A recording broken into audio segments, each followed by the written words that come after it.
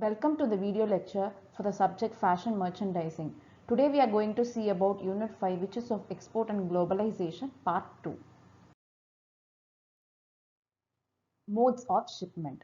An exporter may choose any one of the transport methods to deliver the products depending on various factors such as time consumed, types of goods to be shipped, budget, etc. There are 5 modes of shipment used in export. They are road, sea, rail, air, intermodal.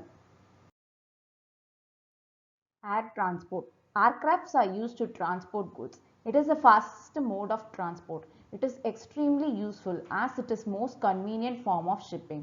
It does not have to compete with any natural barriers. Shipping through air is usually the most expensive compared to other mode of transport. Advantages and risks of air transport. Advantages: it delivers items quickly over long distances. It gives high levels of security for sensitive items. It can be used for a wide range of goods. Risks: it involves higher costs than other options and it is not suitable for all goods. Flights are subject to delay or cancellation. There are taxes to be paid in each airport. Fuel and currency surcharges will usually be added to freight costs. Further transportation may be needed from the airport to the final destination. Sea transport. Here shipping is done through sea. Large ships are used to carry the containers with goods. It is used for various purposes such as military, recreational or commercial. It is the method used to transport comparatively larger quantities of products via cargo ships. Goods are packed in containers and the containers are further loaded into a vessel. Advantages and risks of sea transport. Advantages: possibility to ship large volumes at low cost. Shipping containers can also be used for further transportation by road or rail. Risks: it can be slower than other transport system and bad weather can add further delays. Routes and timetables are usually inflexible. Tracking the goods progress is difficult. Port duties and taxes are there. Further transportation overland might be needed to reach the final destination. Basic rates are subject to fuel and currency surcharges. Road transport. It is one of the oldest forms of transporting goods. It is most useful when it comes to delivering goods within a country or across borders which are not very far. Trucks are used to transport goods via roads as they have huge spaces to ship bulkier items. Comparatively cheaper than other modes of transport. It might take longer for the goods to reach the final destination. Advantages and risks of road transport. Advantages: it is of low cost, extensive road networks, possibility to schedule transport and tracking the location of goods, safe and private delivery. Risks: long distances overland can take more time. There can be traffic delays and breakdowns. There is a risk of goods being damaged, especially over long distances. Toll charges are higher in some countries. Different roads and traffic regulations in some countries. Rail transport. Rail transport is used when the business is located near railway station. It is cost effective and efficient way to move goods. It has several advantages. It is environmentally friendly compared with other transport systems. Advantages and risks of rail transport. Advantages: fast rail network can be used. It is environmentally friendly compared with other transport systems. Risks: routes and timetables available can be inflexible, especially in remote regions. Can be more expensive than road transport.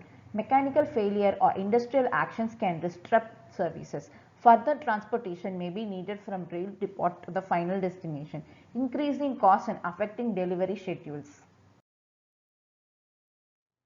Intermodal transportation. It involves two different forms of freights or shipping. It combines various transportation methods to give the fastest shipping time possible. This method is not only time efficient but it's also cost efficient.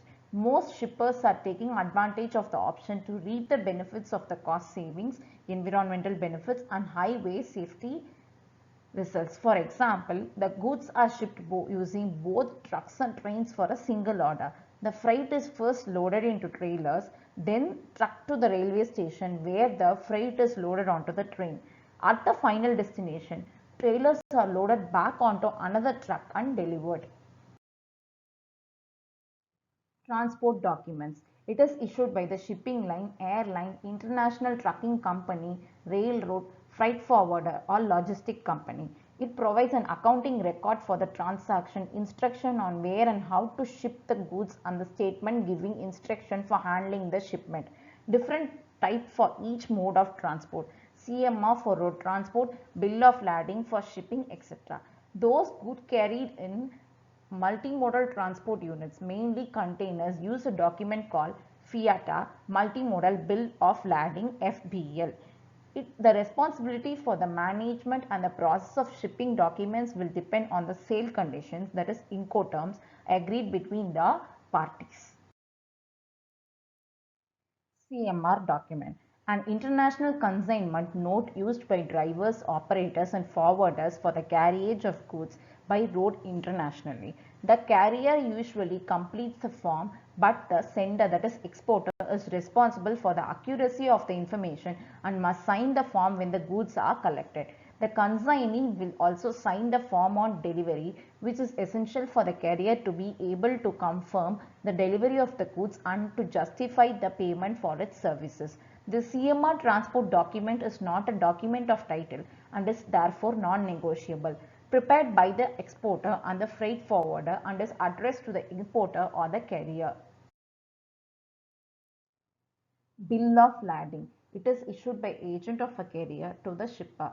It is signed by captain, agent or owner of a vessel, furnishing written evidence regarding receipt of the goods, that is cargo, contract of carriage and the engagement to deliver goods at the prescribed port of destination to the lawful holder of the bill of lading. It serves as both a receipt for merchandise and a contract to deliver it as a freight. There are different types of bill of lading and a number of regulations that relate to them as a group of transport documents. Since this is a negotiable instrument, it may be endorsed and transferred to a third party while the goods are in transit. Prepared by the shipping and the addressed to the exporter, the shipping company through the agent and the importer. Airway Bill (AWB). It is a non-negotiable transport document covering transport of cargo from airport to airport. It must name a consignee, that is who can be the buyer, and it should not be required to be issued to order or to be endorsed, as it is not a title of property of the merchandise. Since it is not negotiable, it does not serve as a evidence title to the goods. In order to maintain some control of goods not paid for by cash in advance, the sellers often consign as shipments to their sales agent or freight forwarders agent in the buyer's country. It indicates only acceptance of goods for carriage. It is prepared by IATA transport agent or airline itself, and it is addressed to the exporter, the airline and the importer. Multimodal Bill of Lading (FBL). It is a type of international transport documents covering two or more modes of transport, such as shipping by road and by sea. It is used as a carriage contract and receipt that the goods have been received. When it is issued, that is to the ordered, it is the title of ownership of the goods and can therefore be negotiated. Only authorized forwarders integrated into FIATA, International Federation of Freight Forwarders Association, can issue this document. It is addressed to the exporter, multimodal transport operator on destination country and the importer. Cargo Insurance Certificate. It is a document indicating the type and amount of insurance coverage in force on a particular shipment. It includes the name of the insurance company and the conditions of coverage. The original copy is required in the filing of a claim. The copies of documents necessary to support an insurance claim include the insurance policy or certificate, bill of lading, invoice, packing list and a survey report. Three other documents prepared by the exporter which accompany the goods during the transportation are International Commercial Invoice, packing list and delivery note are to be added along with the certificate. International Commercial Invoice. It is an administrative document which contains all the information about the international sale, the item, quantity, price for the products or services sold, delivery and payment conditions, as well as the taxes and other expenses that might be included in the sale are detailed in it. The importer with the original invoice declares to the tax authority of his country the amount that it must pay, to whom it is going to pay, and the agreed means of payment. For the exporter, this document means a documentary evidence of the sales that it has made in foreign markets. It is prepared by the exporter and addressed to the importer and the import customs clearance. Packing list. It is a more detailed version of the commercial invoice but without price information. It must include the following details like invoice number, quantity and description of the goods, weight of the goods, number of packages, and shipping marks and numbers. A copy is attached to the shipment itself and another copy is sent directly to the consignee to assist in checking the shipment when received. Although not required in all transactions, it is required by some countries and some buyers. It is prepared by the exporter and addressed to the importer, the carrier, and the import customs clearance. Delivery note. It is one of the transport documents accompanying the shipment of goods that lists the description and quantity of goods being delivered. A copy signed by the buyer or consignee is returned to the seller or consignor as a proof of delivery. It has a dual function for the exporter: justify the removal of the products from its store and prove credit delivery to the importer, and therefore it is important that the importer sign the copy provided by the carrier. For the importer, it is used to verify that the goods received match those listed on the purchase order or contract. For the carrier, it is the document used as a proof of delivery of the goods. Importance of transport documents. The following are the importance of transport documents. It represents the contract of carriage. It is the proof that the merchandise has been delivered for transport. It shows that the goods were delivered in good condition. It shows the ownership of the goods.